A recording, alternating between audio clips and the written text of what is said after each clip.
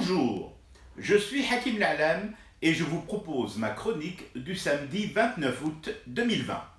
Elle s'intitule Bande de pillards. Ouais, les Pyrénées tiennent leur nom à l'origine du mot Barnos.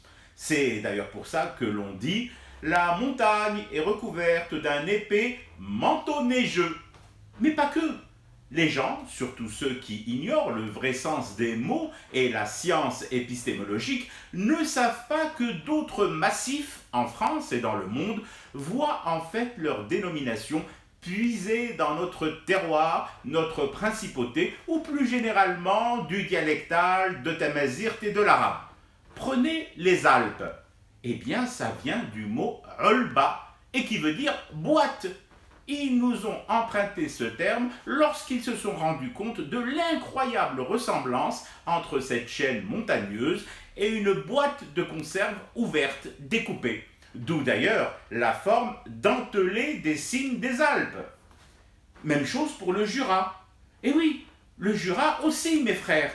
Le mot est étymologiquement tiré de El Jorra, qui veut dire dans notre derja Moseba, calvaire ou encore malédiction. Devant le nombre effroyable de personnes mortes dans le massif du Jura, soit en expédition, soit sous l'effet d'avalanches monstrueuses, cette montagne, jusque-là sans nom, a été alors baptisée Jura. Et de temps en temps, aujourd'hui encore, lorsqu'une cordée dévisse là-haut, que des alpinistes dégustent, dans les chaumières et dans les chalets des bobos, on se raconte encore cette histoire de malédiction et de Jura. Bobo. Ah bon, j'ai dit bobo. Ah oui, effectivement, j'ai dit bobo. Et vous avez raison de me rappeler à votre tour que même le mot bobo trouve son origine chez nous, dans la racine de bobo, qui veut dire cavé, cave ou encore arriviste.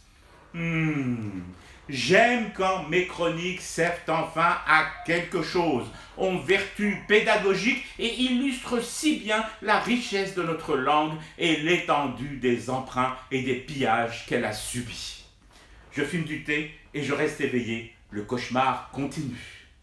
C'était Hakim La'alam, je vous retrouve demain. D'ici là, prenez soin de vous et des autres grâce aux mesures barrières et aux règles de distanciation sociale.